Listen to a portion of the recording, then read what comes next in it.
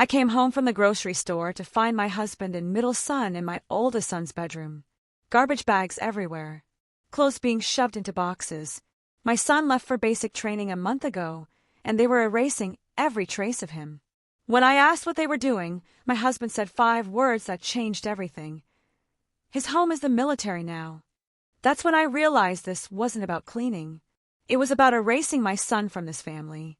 And I wasn't going to let that happen. If you've ever watched someone cross a line they can never come back from, this story is for you. Hit that like button and subscribe, and let's talk about what happens when you push a mother too far. My name is Susan, and a month ago, my oldest son Trevor left for basic training. He's 19. Strong, determined, proud. The day he left, the house felt empty. Wrong. Like a piece of us was missing. My husband Stephen didn't feel that way. Neither did my middle son Daniel, who's 17. The day after Trevor left, Stephen said at dinner, "At least we'll have more space now." "What do you mean?" "Trevor's room. We can turn it into something useful." "His room is his room, Stephen. He's coming home on leave." Stephen shrugged. "He's a man now. His home is the military." I didn't argue. I thought he was just talking. I was wrong. 3 weeks after Trevor left, on a Sunday afternoon, I went grocery shopping. When I came home, I heard yelling from upstairs. I dropped the bags and ran up. My daughter Emily, 14, was in the hallway crying. "Mom, they're taking his stuff." I threw open Trevor's door. Stephen and Daniel were inside with garbage bags. Trevor's clothes pulled from the closet, his PlayStation unplugged and in a box. His posters were torn down, his desk emptied. "What the hell are you doing?" Stephen looked up, annoyed. "Cleaning out the room." "Put it back. Now." "Trevor's gone. He doesn't need this anymore." Daniel was holding Trevor's favorite hoodie. I told him to put it back. He looked at Stephen. "Not me. Stephen." Stephen waved his hand. "Keep going, Daniel. Take whatever you want." Something inside me snapped. "Stop. Both of you. Get out of this room." Stephen laughed. "Don't be dramatic. Get out." They left. Slowly, muttering. I spent 2 hours putting everything back with Emily's help. When we finished, I stood at Trevor's door and knew this wasn't over. Stephen would try again. So the next morning, while Stephen was at work and Daniel was at school, I went to the hardware store and bought a padlock. Heavy, solid, key only. I installed it on Trevor's door. It took me 20 minutes. When I was done, I locked it and put the key on my keychain. I didn't tell anyone. I just waited. Stephen noticed that evening. "What the hell is this?" he said, standing in the hallway staring at Trevor's door. "A lock." "I can see it's a lock, Susan. Why is there a lock on Trevor's door?" "Because it's Trevor's room. And no one goes in there without my permission." His face went red. "You've got to be kidding me." "I'm not. This is insane. You're being ridiculous. Trevor's room stays his room until he decides otherwise. If you or Daniel try to take his things again, you won't get the chance." Stephen stepped closer, his voice low and angry. "You really think a little lock is going to stop me? I think if you break that lock, you'll regret it." "Oh yeah. What are you going to do, Susan?" I looked him in the eyes. "If you touch that lock, you're both out of this house."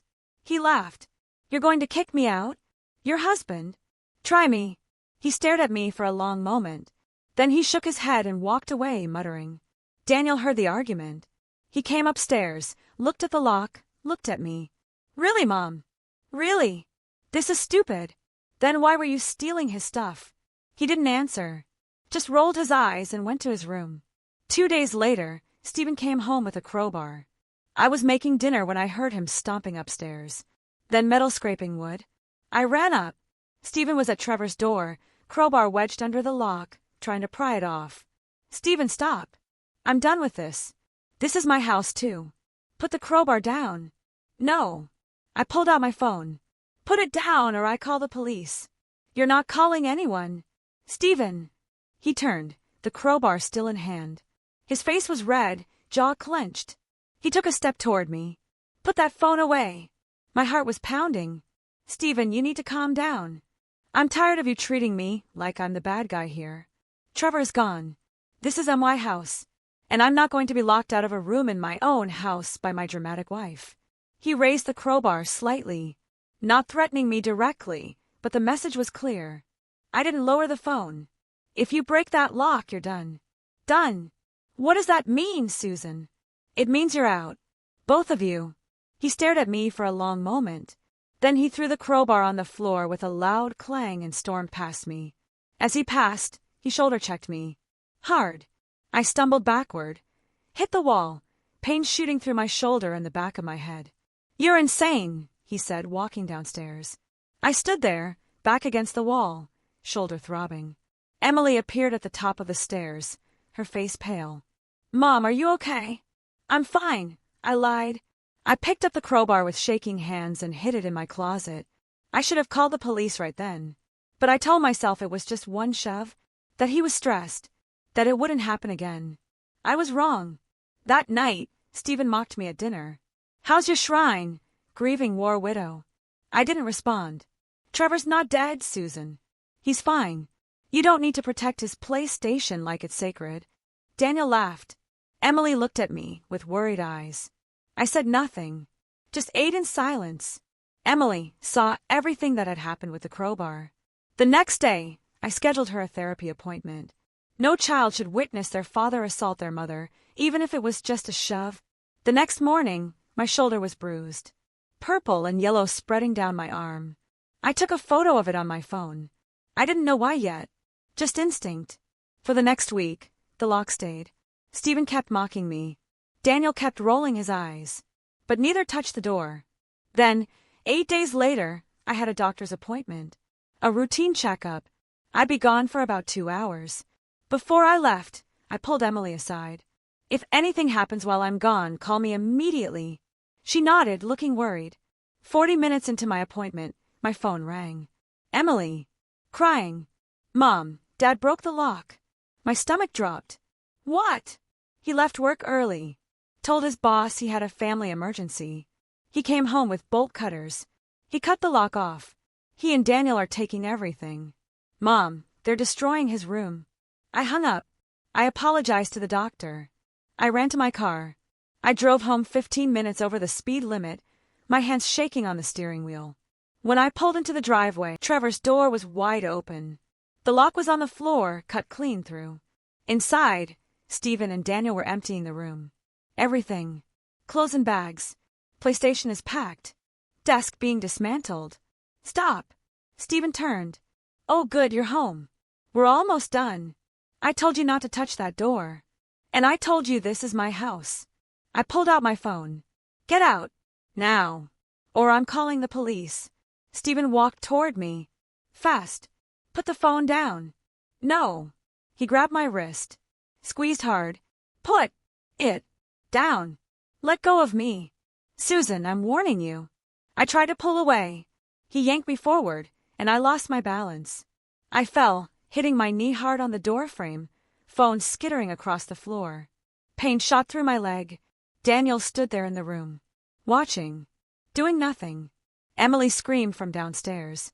MOM! Stephen stood over me. I'm done with this. Trevor is gone. This room is getting cleared, and you're going to stop being crazy. He walked back into the room and kept packing. I sat on the floor, knee throbbing, wrist red and already swelling where he grabbed me. And something in me shifted. I wasn't protected anymore. I was going to war.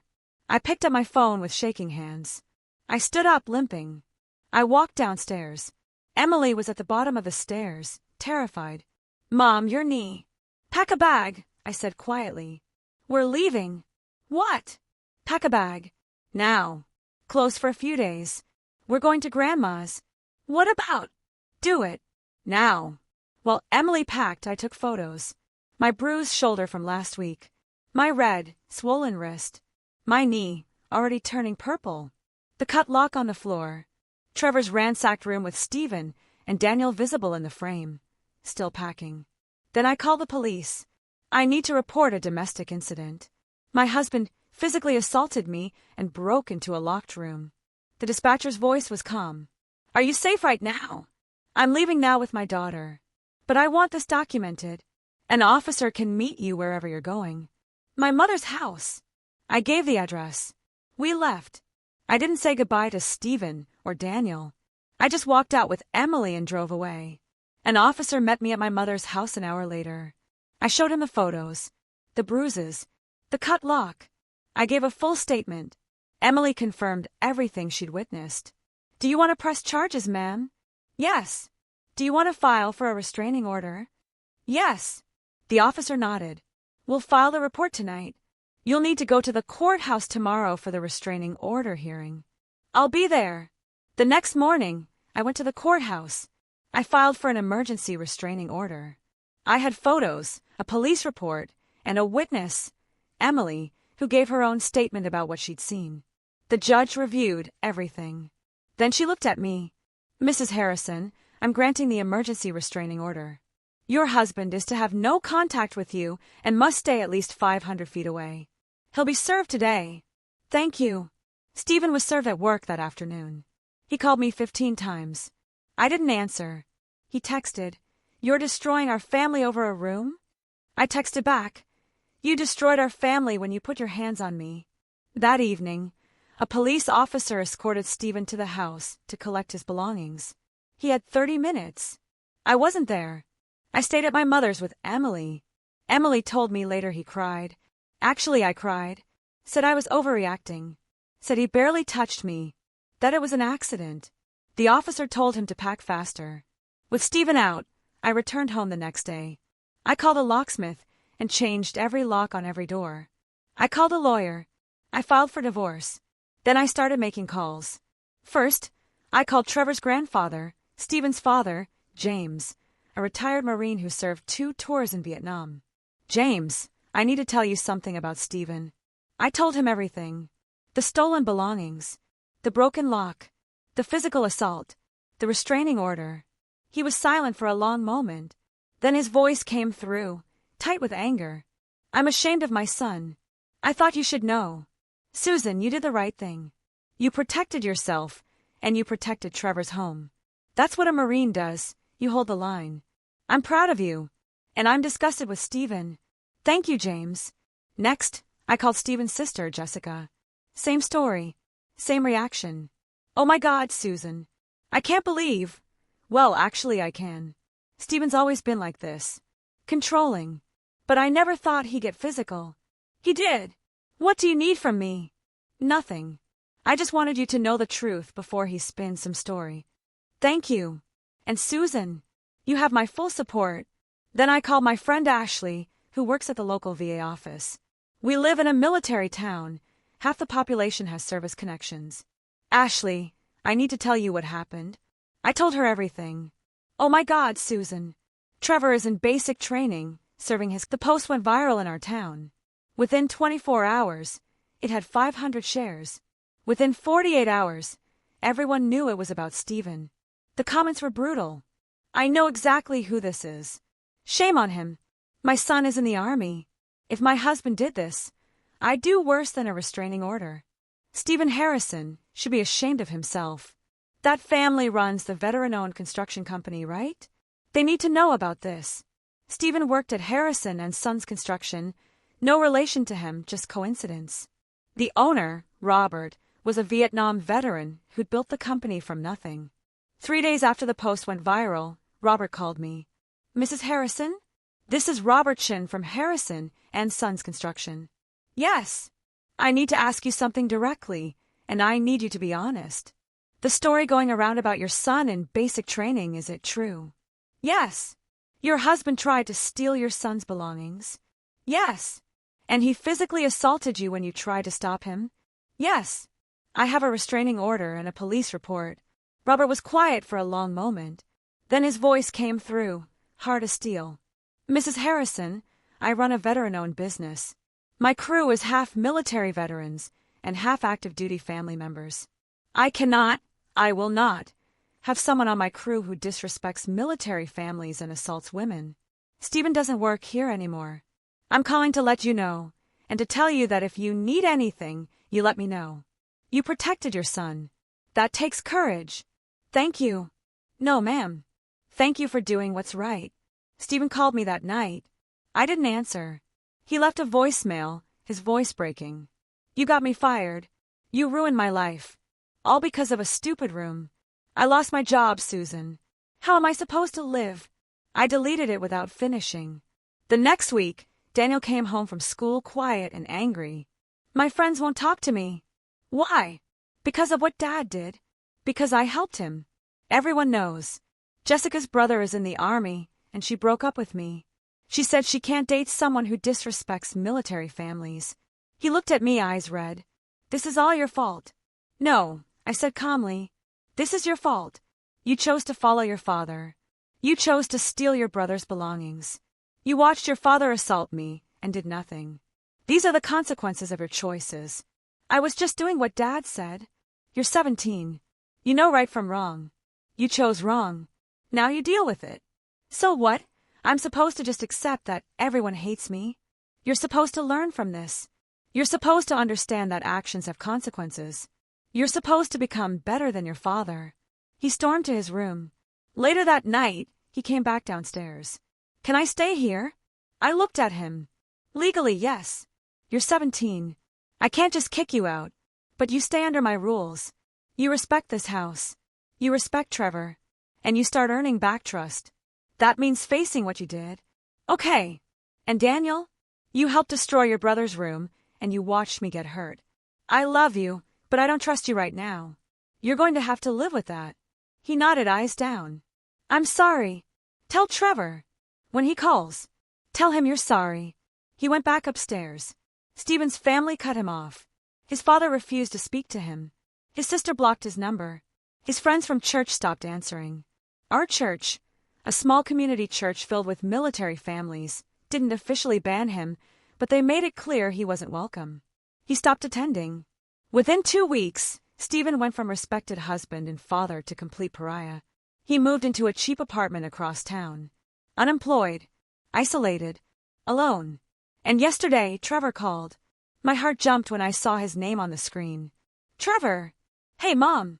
How are you? Are you okay? I'm okay. But Mom, Grandpa called my commanding officer and got a message from me. About what happened. About Dad.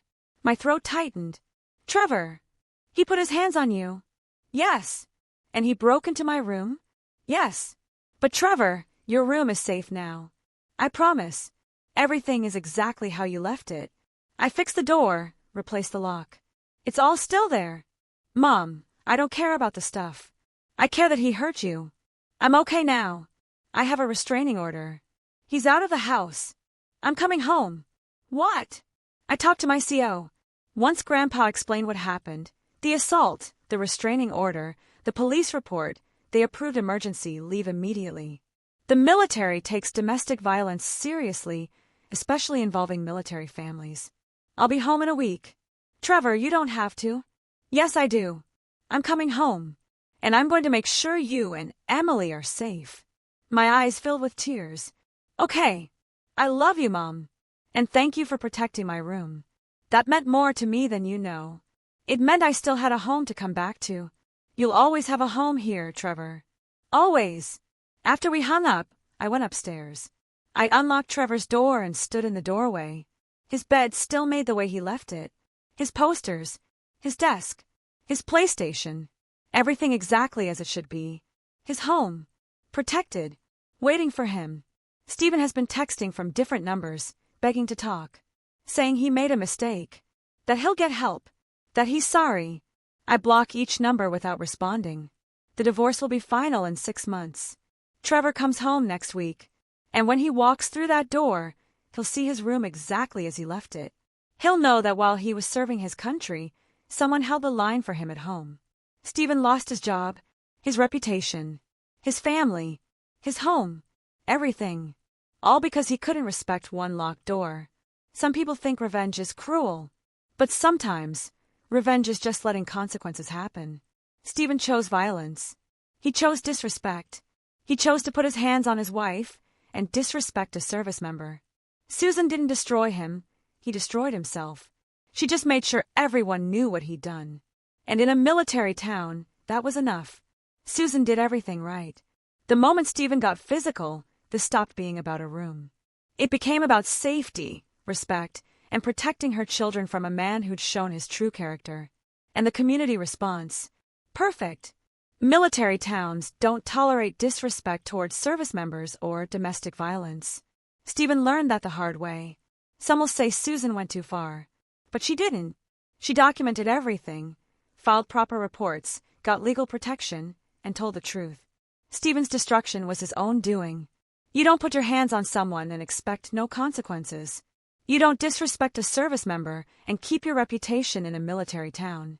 Stephen learned both lessons at once. If this story resonated with you, hit that like button and subscribe for more stories about justice, boundaries, and consequences. Drop a comment. Was Susan's revenge justified? What would you have done? And if you're in a military family dealing with disrespect or domestic violence, know this. You have a whole community that will back you up. Use it.